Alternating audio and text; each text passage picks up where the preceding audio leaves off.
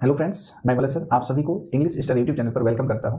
आज आप सभी के लिए इंग्लिश के केस चैप्टर से एक इंपॉर्टेंट क्वेश्चन जो है लेके आए हैं। आइए देखेंगे ऐसे क्वेश्चंस को कैसे इजीली सॉल्व किया जा सकता है। आप सभी जानते हैं कि आज के डेट में एसएससी के एग्जाम्स में इंग्लिश का वेटेज कितना ऊपर है बाकी सब्जेक्ट्स की कंपेरिजन में।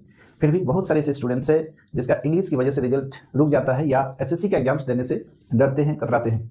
आइए मैं मलय सर जो है आप सभी को इंग्लिश में ऐसे जो है प्लेटफॉर्म तक ले जाएंगे, ऐसे पोजीशन पर ले जाएंगे कि आप सभी को इंग्लिश सब्जेक्ट के प्रति जो है किसी तरह का कोई डर महसूस नहीं होगा। आइए सबसे पहले सवाल को रीड करते हैं और देखेंगे ऐसे क्वेश्चंस को कैसे इजीली सॉल्व किया जा सकता है। आइए देखेंगे, can you sing as well as they और देम। फ्रेंड्स, हम देख पा रहे हैं कि सेंटेंस की शुरुआत एक model auxiliary verb can say शुरुआत है। फ्रेंड्स, हम सबको पता है कि अगर कोई सेंटेंस की शुरुआत कोई ऑक्सिलरी वर्ब से शुरू हो तो हमें पता है कि वो सेंटेंस हमारा इंट्रोगेटिव होगा, यानी इंट्रो का हमें सिंबल दिख रहा है। यानी ओरिजिनल में इस सब्जेक्ट का जो है, इस सेंटेंस का जो सब्जेक्ट है वो यू है और सेंटेंस अगर अफर्मेटिव होता तो वो कैन यू के बाद होता। तो फ्रेंड्स, हम सबको पता चल रहा है कि ये जो यू है ये सब्जेक्ट वाला यू है जिसे हम सब्जेक्टिव केस कहेंगे। फ्रेंड्स, हम सबको पता है कि कंपैरिजन के लिए चार तरह के ग्रुप आते हैं। एक होता है कंपैरेटिव डिग्री में हम सब देख पाएंगे कि ई आर या मोर के साथ देन शब्द का यूज होता है। जैसे कि टॉल का कंपैरेटिव फॉर्म टॉलर, आगे कंपैरिजन के लिए देन आता है।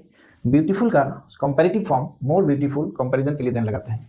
फ्रेंड्स, ऐसे ही इक्वलिटी के लिए हमें एज जो कि पॉजिटिव और नेगेटिव दो तरह के सेंटेंस में यूज किया जाता है, जबकि सो एज का यूज सिर्फ नेगेटिव सेंटेंस में इक्वलिटी को दिखाने के लिए आता है।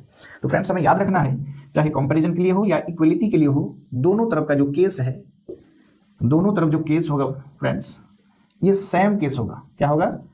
सेम होगा। यानी अगर यहाँ सब्जेक्टिव केस हो तो आगे भी सब्जेक्टिव होगा, ऑब्जेक्टिव हो तो आगे भी ऑब्जेक्टिव केस होगा। तो फ्रेंड्स, हम देख पा रहे हैं कि इस सेंटेंस में जो यू है यू हमारा सब्जेक्टिव केस है और एज वेल एज यानी बराबर यानी इक्वलिटी की बात कर रहा है, तो आगे भी हमें सब्जेक्टिव केस को ही चुनना है। तो फ्रेंड्स, हम इजीली सवाल को सॉल्व कर सकते हैं कि इस सेंटेंस में देम हमारा सब्जेक्टिव केस, दे हमारा सब्जेक्टिव केस है और देम हमारा ऑब्जेक्टिव केस है।